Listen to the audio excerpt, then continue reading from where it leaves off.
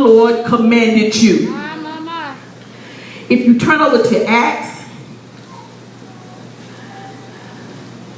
the 13th chapter,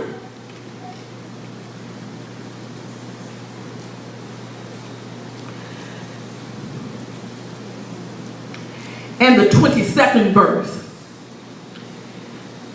And it simply says, and when he had removed him, he raised up from them David as king, to whom also he gave testimony, and said, I have found David, the son of Jesse, a man after my own heart, who will do all my will.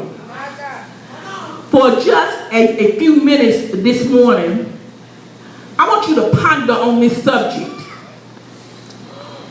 Wanted. Heart specialist for hire. Wanted.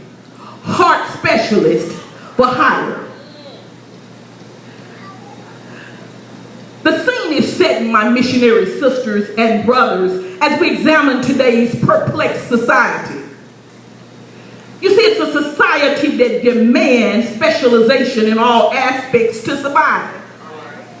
Oh yes, my sisters and brothers, we live in a very specialized age. You see, today in 2012, if you want the carburetor on your car worked on, you don't go to a garage anymore. You go to a carburetor specialist. And if by chance you want your little baby toe looked at, you don't just go to any doctor.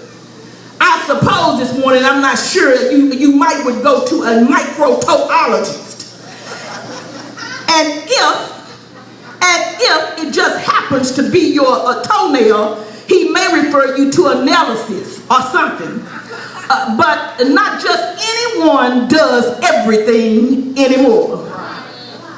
For example, just call the phone company, AT&T, and try to have your phone repaired. First, you have to wait because the line is busy. And y'all, I've never understood how AT&T's line is busy. I've never understood that. Then you have to listen to a pre-recorded announcement that asks you to wait for a service person who finally comes on the phone and just simply said, what's the problem? Is your wire down outside, they may ask? You may say yes. Well, we'll send a wire specialist out to repair it right away. And please don't let them in on the simple fact that there could be some other problems that you're having. For example, poor phone reception. We're sorry we can't repair that, but we will send a reception specialist out in a couple of days to fix it. Oh yes, my brothers and sisters, this age of specialization is something else, and we're right in the middle of it. You see, specialization in the medical profession leads the way. There are so many parts to this human body that we live in. I guess it's only natural that no one or two doctors want to work on the same part.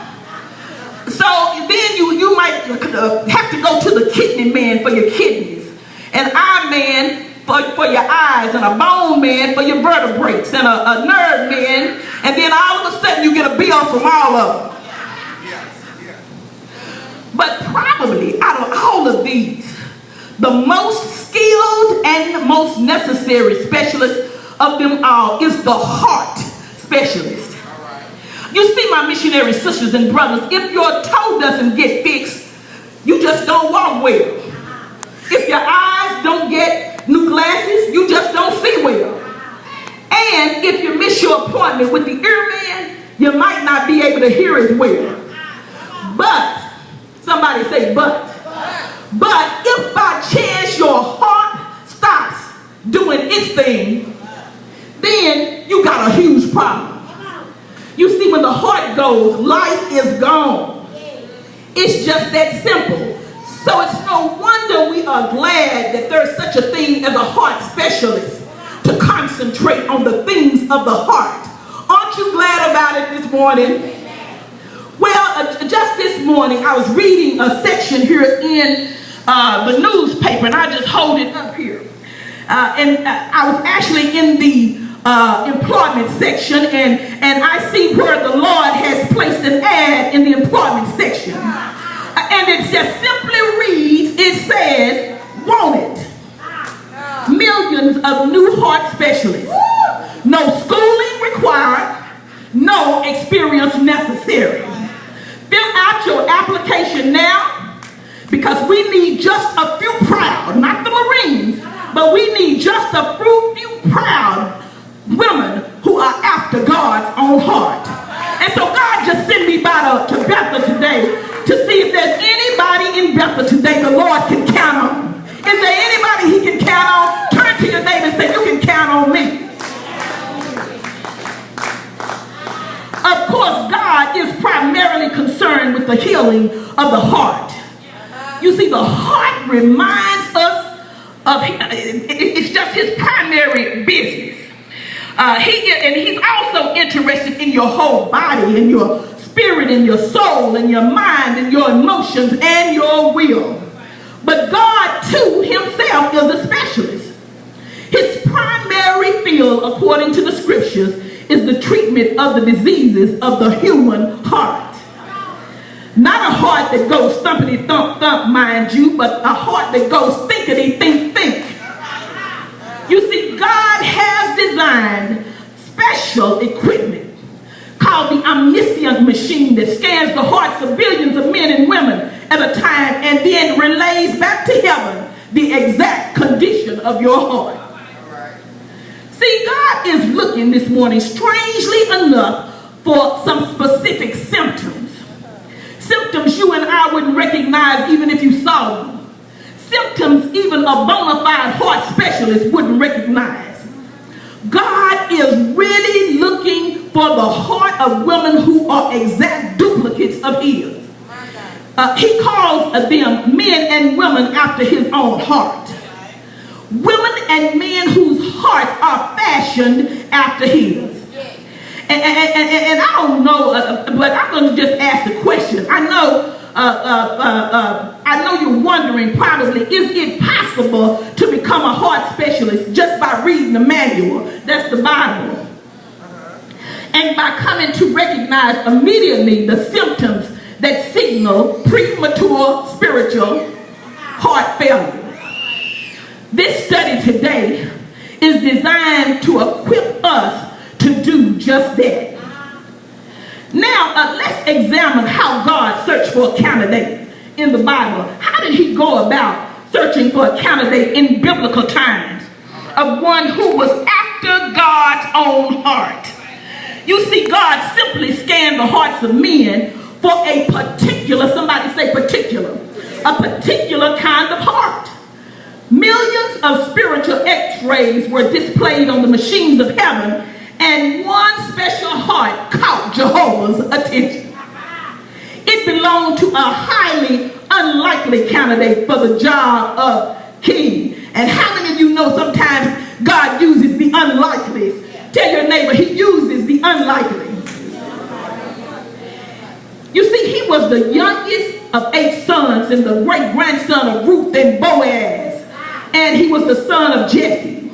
He was a shepherd by trade, a youngster who suffered the same kind of abuse at the hands of his brothers as Joseph. A highly, somebody say highly, a highly unlikely candidate, I would say.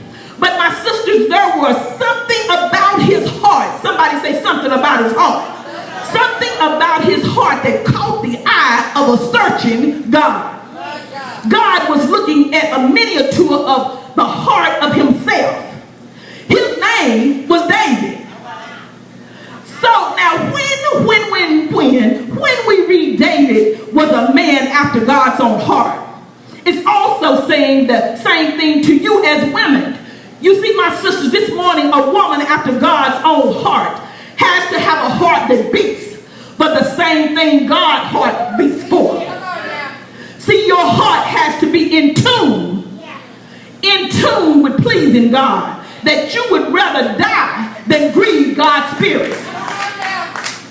It doesn't mean you have to be sinless but that there is a quality of God, a likeness internally on the inside of you that only the eye of God and the eyes of those who see life from God's perspective will ever discern.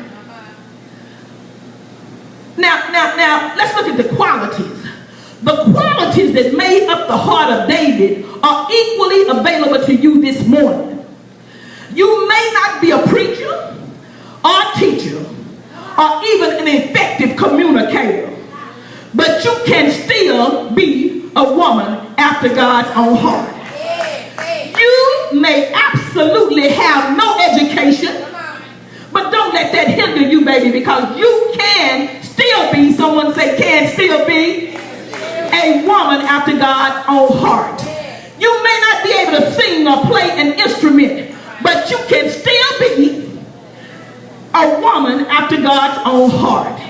You see, I came by this morning to tell you that your talents have nothing to do with your qualifications. You may not know one note from the other. You might be off key, behind key, under the key. But you can tell your neighbor, you can still be a woman after God's own heart. Remember, if you don't remember nothing else, what God looks for is greatness in the heart. Now, let's kind of move on here. So let us closely examine God's example this morning. Wouldn't it be incredible, guys, if you and I could x-ray David's heart and blow it up to life-size proportions and just examine just what it was that brought the heart of God so much joy?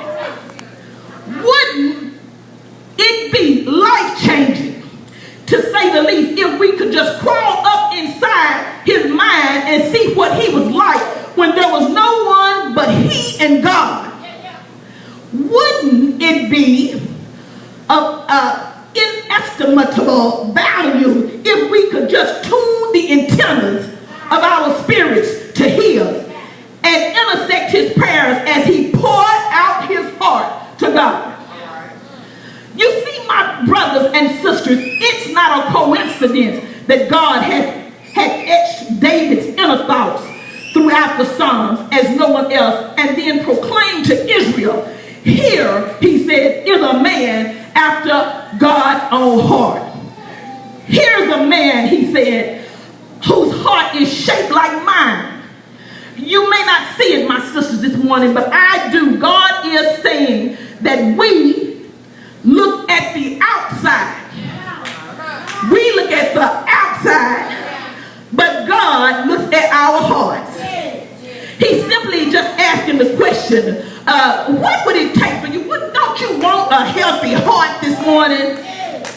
Then you could breathe your way through the Psalms of David. Just take a deep breath. Everybody take a deep breath. Then you'll be able to breathe and let it out. Breathe your way through the Psalms of David. They will literally change the way you think. And they will dramatically serve as an EKG to test the integrity of your own heart. Stop. Somebody say stop. Look and listen to David's heart. And you can become a heart specialist and be a woman after God's own heart. Now, this is what just perplexed me. It says, now, what's so convicting about the Psalms David wrote was that there was a pattern. There's a pattern to the Psalms. And David, this pattern had 5 characteristics. And so this morning, if you will let me, I'm going to take these 5 characteristics and we're going to call them the 5 valves of David's heart. You know, a heart valve that pumps blood through that. So we got 5 valves today that we're going to look at. You see, in valve number 1, we see David had a vision of the awesome power of God. Somebody say he's awesome.